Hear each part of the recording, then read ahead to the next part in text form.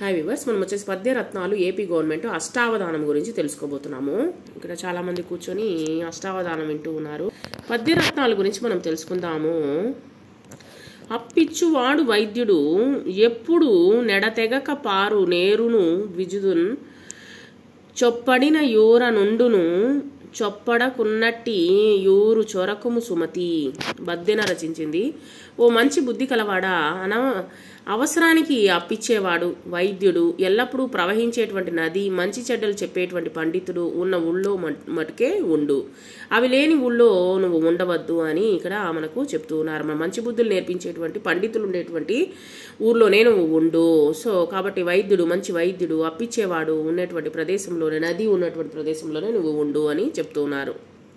ప్రశ్న నుండి పుట్టు పరిణతి జ్ఞానము, ప్రశ్నతోడ పెరుగు ప్రాభవము, ప్రశ్నలేక ప్రగతి ప్రశ్నార్థకమ్మురా, నవయుగాల బాట నార్ల మాట. నార్ల వెంకటేశ్వరరావు రచించింది. భావం ఏంటంటే, ప్రశ్నకు జవాబులు వెతకడం ద్వారానే ఈ లోకంలో జ్ఞానం అనేటువంటిది వృద్ధి చెందుతుంది. మనము కొన్ని ప్రశ్నలు అనేటువంటిది ప్రతి ఒక్కరికి మైండ్లో వస్తుంది. ఆ ప్రశ్నలకు వచ్చేసి ఆ జవాబులు వెతకడం ద్వారానే మనకు లోకంలో జ్ఞానం అనేటువంటిది వృద్ధి చెందుతుంది. ప్రశ్నించడం వల్లనే సమాజంలో మనిషి విలువ అనేటువంటిది పెరుగుతుంది. ప్రశ్న లేకపోతే ప్రగతి శూన్యమవుతుంది. ఈ యొక్క భూ ప్రపంచం అనేటువంటి శూన్యమవుతుంది. కాబట్టి ప్రశ్నించడము మానవద్దు. చంపదగిన ఎట్టి శత్రువు తన చేత జిక్కెనేని కీడు సేయరాదు, పొసగు మేలు చేసి పొమ్మనుటే చాలు. విశ్వదాభిరామ వినురవేమ. వేమన శతకము. ఓ వేమ, చంపదగినటువంటి శత్రువు చేతికి చిక్కినవాడని కీడు చేయరాదు. అంటే మనకు చేతిలో శత్రువు మన దగ్గరికి వచ్చినాడు అనుకుందాము, వచ్చినాడు కదా, మన చేతిలో చిక్కినాడు కదా అనేసి వాడికి కీడు అనేటువంటి చేయకూడదు. తిరిగి ఏదైనా ఉపకారం చేసి పంపిస్తే అది నిజమైనటువంటి శిక్ష. వాడు ఇంకా తెలుసుకుంటాడనమాట. ఇంకా మెట్టది వచ్చేసి అటువంటి ఇంకా వాళ్ళ జోలికి పోకూడదని తెలుసుకుంటాడు. మచ్చిక లేని చోట ననుమానము వచ్చిన చోట, మెండుగా గుచ్చితులున్న చోట, గుణకోవిదులుండని చోట, విద్యకు మెచ్చని చోట, రాజు కరుణించని చోట, వివేకులుండిరే నచ్చట, మోసమండ్రు సుగుణాకార పెమ్మయ్య సింగదీమణి. చొరవలేని చోట, చొరవ అనేటువంటిది చాలా ఇంపార్టెంట్. మన చొరవలేని చోట, సందేహము ఉండేటువంటి చోట, చెడ్డవాళ్ళు ఎక్కువగా ఉన్నటువంటి చోట, గుణము తెలుసుకునేటువంటి పండితులు లేని చోట, విద్యను మెచ్చుకొని చోట, రాజు దయలేని చోట, తర్వాత వచ్చేసి వివేకం కలిగినటువంటి వారు ఉన్నట్లయితే వాళ్ళకి హానియే కలుగుతుందని పెద్దలు చెప్తారు. కాబట్టి అలాంటి వాళ్ళ జోలకి పోనే పోవద్దు. వాళ్ళు ఉన్నటువంటి చోటు పక్కగా తిరిగి చూడొద్దు. నిజము మీద భూమి నిలబడి యుండును, సత్యవాక్కు వలన జనత నడుచు, సత్యమొక్కటి పాప సంహారమును చేయు, కాళికాంబ హంస కాళికాంబ. పోతులూరి వీరబ్రహ్మం గారు రచించింది. నిజం కలకాలము భూమి మీద నిలబడి ఉంటుంది. కాబట్టి నిజమే మాట్లాడాలి. సత్యవాక్కు వలనే జగతి నడుస్తుంది. సత్యము ఎక్కడైతే ఉంటుందో అక్కడే జగతి అనేటువంటిది నిలుస్తుంది. సత్యాన్ని ఆచరిస్తే పాపాలన్నీ నశించిపోతాయి. కాబట్టి అందరూ నిజాన్నే పలకాలి, సత్యాన్ని ఆచరించాలి, ధర్మాన్ని ఆచరించాలి.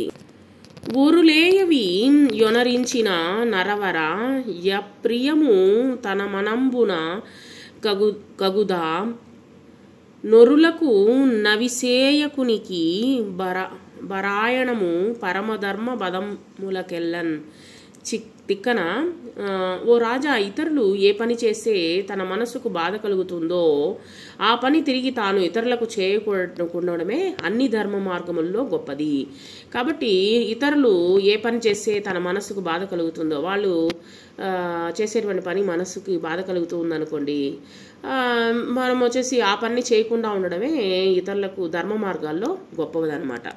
నీతియే మూలము విద్యకు, నీతియే పురుషార్థ తత్వ నిర్దాయకమున్, నీతియే భూతప్రియము, నీతియతుల డెప్పుడొందు నియత పదంబున్.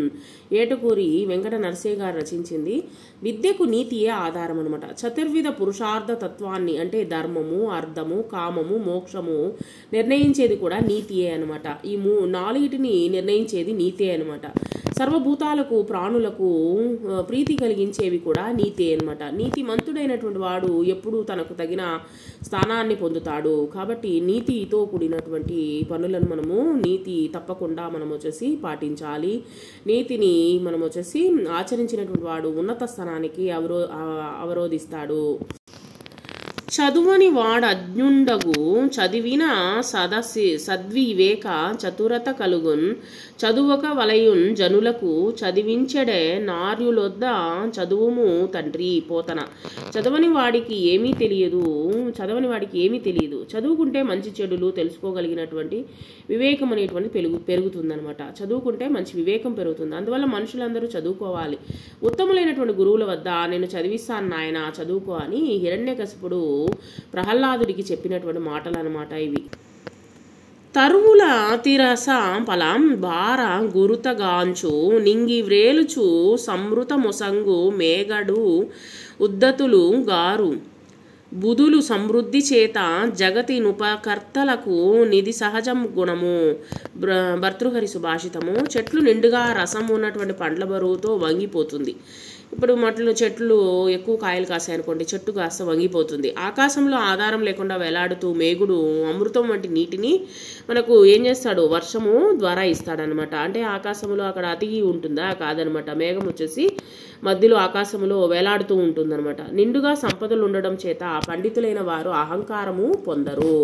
సో ఎవరు వచ్చేసి అహంకారంతో ఉండకూడదు. ఈ లోకంలో ఉపకారం చేసేవారికి ఇది సహజ లక్షణము. కాబట్టి ప్రతి ఒక్కరూ మనకు తెలిసినంత జ్ఞానాన్ని పంచడము, లేకపోతే మనకు చేతనైనంత సహాయం అనేటువంటిది ఇతరులకు ప్రతిరోజు చేస్తూ ఉన్నట్లయితే వారు ఉన్నత స్థానాన్ని పొందుతారు అని మనకి ఇక్కడ చెప్తూ ఉన్నారు. అహంకారంతో ఉండకూడదు. ఈ పాఠంలో పదాలు అర్థాలు తెలుసుకున్నాము. ఎడతెగక విడివడకుండా అంటే తెగిపోకుండా అని అర్థము. ద్విజుడు అంటే బ్రాహ్మణుడు. చొప్పడిన ఉన్నట్లి పొసగా అంటే తగినట్లుగా. చిక్కెనేని దొరికితే. కీడు హాని. పరిణితి మార్పు. సంశయించు సందేహించు. ప్రాభవం గొప్పతనం. తరువు చెట్టు. గురుత గొప్పతనం లేదా బరువు. నింగి ఆకాశం. విరేలుచు వేలాడుచు. అమృతం తీయని వాన నీరు. కోవిదుడు విద్వాంసుడు. మేఘుడు మేఘము. సమృద్ధి ఎక్కువ కలిగి ఉండడము. పెన్నిధి గొప్పదైన నిధి. ఉపకర్త ఉపకారం చేసేవాడు. ఓరులు ఇతరులు. అప్రియము ఇష్టము కానిది. మనమునకు మనస్సుకు.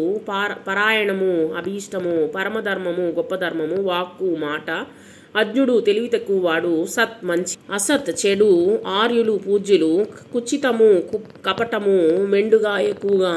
బుధులు పండితులు. ఉద్దతులు గారు గర్వపడరు. నియత నియమము గల. నిర్ణయించేది. ఇక్కడ మాటల చేత దేవతలు మన్నన చేసి వరంబులిత్తు. రా మాటల చేత భూపతులు మన్నన చేసి ధనంబునిత్తు. రా మాటల చేత మానినులు మన్నన చేసి మనంబులిత్తు. రా మాటలు నేర్వకున్నా మరి మానము హూనము కాదే ఏరికిన్. మాట మంచిదైతే దేవతలు వరాలిస్తారు. ఆ మాటలు రాజులకు నచ్చితే బహుమతులిస్తారు. మాటలోని మాధుర్యాన్ని స్త్రీలు ఇష్టపడతారు. ఆ మాటలు సరిలేనప్పుడు ఎవరైనా గౌరవము పోతుంది. ఎవరికైనా గౌరవం అనేటువంటిది పోతుంది. మాటలు జాగ్రత్తగా రానివ్వాలి అని భర్తృహరి సుభాషితాల్లో చెప్తూ ఉన్నారు. కలమల్ల శాసనం అనేటువంటి చదువుదాము. పూర్వకాలంలో రాజులు శాసనాలు చేసేవారు. శాసనము రాజాజ్ఞను తెలుపుతుంది. అంటే శాసనం వచ్చేసి ఇప్పుడు మనకు చట్టాలు ఏ విధంగా ఉంటాయో ఆ విధంగా వాళ్ళు రాజులు ఆజ్ఞని ఇచ్చేవాళ్ళు అనమాట. శాసనాలు వాటిలోని విషయాన్ని బట్టి 3 రకాలుగా ఉంటాయి. ఎక్కువ భాగము ఇవి దాన శాసనాలు, తర్వాత కొన్ని ప్రసక్తి శాసనాలు, మరికొన్ని ధర్మలిపి శాసనాలుగా ఉంటాయి.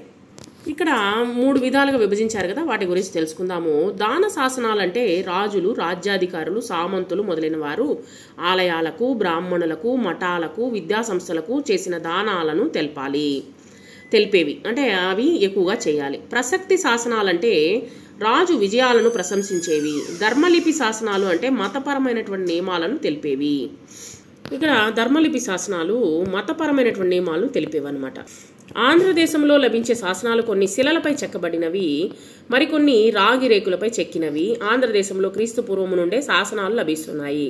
మొదటి శాసనాలు ప్రాకృత భాషలో ఉన్నాయి, అంటే సంస్కృత ప్రాకృత మిశ్రమంగా ఉన్నాయి. ఆ తర్వాత సంస్కృతంలోనూ శాసనాలు వచ్చాయి. ఈ శాసనాల్లో ఊర్ల పేర్లు, వ్యక్తుల పేర్లు తెలుగులో కనిపిస్తాయి.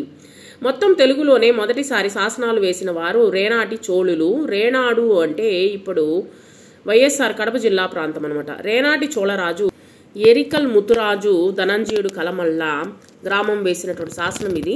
శాసనంలోని పదాలన్నింటికీ మనకు ఇంకా స్పష్టమైనటువంటి అర్థాలు తెలియవు. ఇది దాన శాసనం అనమాట. ఈ దానాన్ని పాడు చేసిన వారికి పంచమహాపాతకాలు కలుగుతాయని శాపవాక్యంతో శాసనం ముగిసింది. నాటి తెలుగు భాష ఎలా ఉందో, లిపి ఎలా ఉందో, శాసనం ఎలా ఉంటుందో మీరు తెలుసుకోవడానికి ఇది ఒక ఉదాహరణగా ఇవ్వడం జరిగింది. తొలి తెలుగు దివ్య తెలుగు మూలాల అధ్యయన సంఘం వారి సౌజన్యంతో ఇక్కడ ఇవ్వడం జరిగింది. కాబట్టి శాసనాలు అనేటువంటిది ఇప్పటివి కావన్నమాట. పూర్వకాలం నుంచే మనకు చట్టాలు, శాసనాలు ఇవన్నీ వచ్చేసి పూర్వకాలం నుంచే ఉండేటివి.